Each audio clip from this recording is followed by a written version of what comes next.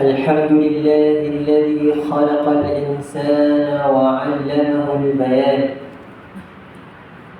وزينه بالعقل وشرفه بالإيمان وميزه بالعقل واللسان وأشهد أن لا إله إلا الله وحده لا شريك له أمرنا بالخير والإحسان ونهانا عن الفسوق والعصيان وأشهد أن محمدا عبده ورسوله المبعوث بالحجة البالغة وحسن البيان اللهم صل وسلم على سيدنا محمد وعلى آله وصحبه أجمعين ومن تبعهم بإحسان إلى يوم الدين.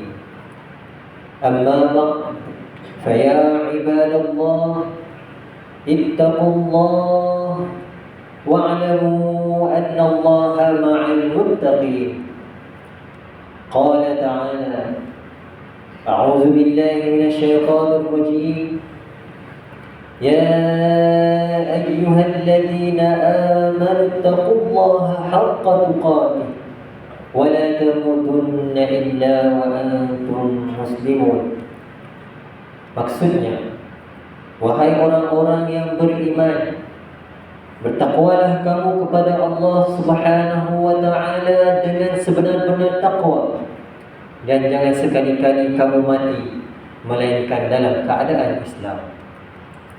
Muslimin yang dirahmati Allah Subhanahu wa Ta'ala, khatib berpesan kepada diri sendiri dan kepada hadirin sekalian, marilah sama-sama kita tingkatkan ketakwaan kepada Allah Subhanahu wa Ta'ala dengan melaksanakan segala perintahnya dan meninggalkan segala larangannya.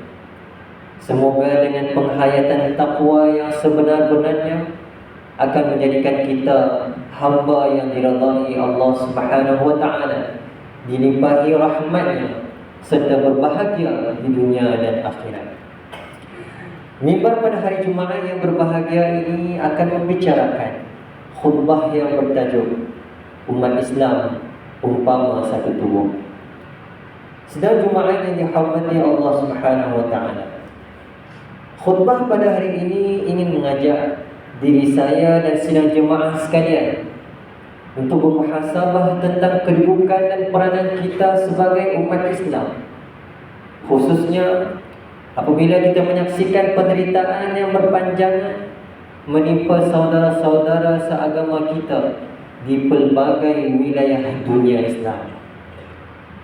Setiap hari kita dihidangkan dengan berita tentang peperangan, penindasan, kebuluran, pelarian, kemusnahan tempat tinggal, bahkan kehilangan nyawa-nyawa insan yang tidak berdosa, kanak-kanak, wanita dan orang tua menjadi mangsa kepada kezaliman yang tidak berkemanusiaan.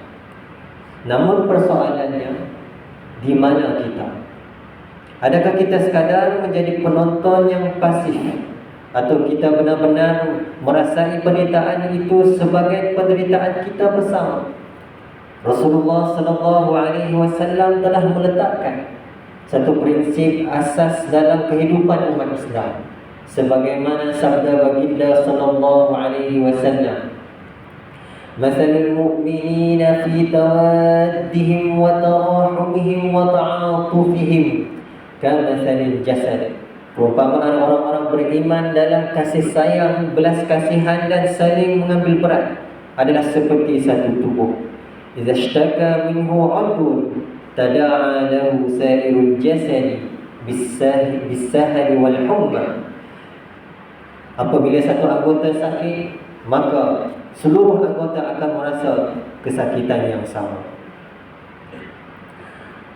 Para tetamu Allah yang berbahagia, hadis ini bukan sekadar kiasan, tetapi ia adalah satu bentuk tuntutan iman. Jika benar kita beriman, maka penderitaan umat Islam di mana-mana sahaja tidak boleh dianggap sebagai isu kecil atau terpencil. Kita mungkin tidak berada di medan peperangan, Kita mungkin tidak merasai dentuman bom atau kelaparan. Namun iman menuntut agama, menuntut agar hati kita turut merasa pedih dan anggota kita turut berperanan mengikut kadar kemampuan dan kapasiti masing-masing. Allah Subhanahu wa taala menegaskan kewajipan membela golongan yang dizalimi seperti firman Allah Subhanahu wa taala dalam surah An-Nisa ayat ke-75. A'udzu billahi minasyaitonir rajim. وما لكم لا تقاتلوا في سبيل الله والمستضعفين من الرجال والنساء والولدان. Maksudnya, dan mengapa kamu tidak berjuang di jalan Allah dan membela orang-orang yang tertindas dalam kalangan lelaki, wanita dan kanak-kanak. Para hadirin sekalian, ayat ini mengingatkan kita bahawa Islam tidak membenarkan kezaliman dibiarkan berterusan dan umat Islam tidak boleh bersikap dingin dan kaku terhadap penderitaan sesama muslim. Muslimin yang dikasihi Allah Subhanahu wa taala. Namun perlu dipahami, tanggungjawab kita sebagai umat Islam bukan hanya dalam bentuk fizikal semata-mata, tetapi juga dalam bentuk kepekaan iman dan doa yang berterusan, sokongan kemanusiaan dan infak, kesedaran dan pendidikan ummah, kesatuan dan perpaduan umat. Pertama, doa. Doa bukan tanda kelemahan, tetapi senjata orang beriman. Rasulullah SAW sendiri mengajarkan kita agar mendoakan saudara seagama yang ditimpa musibah. Sabda baginda sallallahu alaihi wasallam, da'watul mar'il muslimi li akhihi bi zahril ghaibi mustajabah. Maksudnya, doa seorang muslim untuk saudaranya tanpa pengetahuan orang itu akan diperkenankan oleh Allah Ta'ala. Hadis riwayat Imam Muslim. Oleh itu, jangan pernah kita meremehkan doa, termasuklah doa qunut nazilah yang dibacakan di masjid-masjid, kerana ia lambang keprihatinan dan pengharapan kepada pertolongan Allah Subhanahu wa taala. Kedua, bantuan kemanusiaan dan infak. Allah Subhanahu wa taala memuji orang-orang beriman yang sanggup membantu saudara mereka yang kesusahan. Firman Allah Subhanahu wa taala dalam surah Al-Hashr ayat ke-9, A'udzu billahi minasyaitonir rajim. وَيُؤْثِرُونَ عَلَى أَنفُسِهِمْ وَلَوْ كَانَ بِهِمْ خَصَاصَةٌ. Maksudnya, dan mereka mengutamakan hak orang lain berbanding diri mereka sendiri, sekalipun mereka juga memerlukan, sekalipun mereka dalam keadaan kekurangan dan amat berhajat. Sumbangan kita mungkin kecil, tetapi nilai di sisi Allah Subhanahu wa taala amat besar apabila dilakukan dengan penuh keikhlasan dan pengharapan. Sedang Jumaat yang dikasihi Allah Subhanahu wa taala. Yang ketiga, kesedaran dan pendidikan umat. Kelemahan umat Islam di peringkat global ialah krisis kesedaran dan kecetekan pendidikan umat terhadap hakikat agama dan realiti semasa.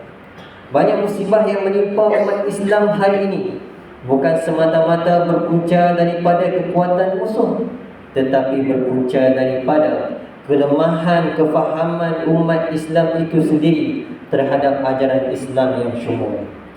Apabila umat Islam kurang memahami agama Islam itu sendiri dengan betul, mereka mudah terpengaruh dengan fitnah, propaganda, maklumat palsu dan sentimen emosi. Akhirnya, umat menjadi keliru, berpecah dan hilang keupayaan untuk bertindak secara bijaksana dan berlandaskan ilmu. Keempat, perpaduan umat Islam. Musuh-musuh Islam akan mengganggu-gugat perpaduan umat Islam dan mencetuskan permusuhan dan perpecahan.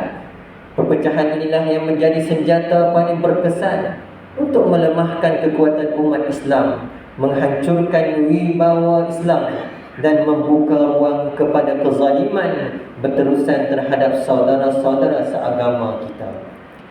Apabila umat Islam berpecah, kerana kepentingan dunia dan perbezaan pandangan yang tidak diurus dengan hikmah serta temakan dengan hasutan dan fitnah, maka musuh tidak perlu lagi mengerahkan kekuatan besar.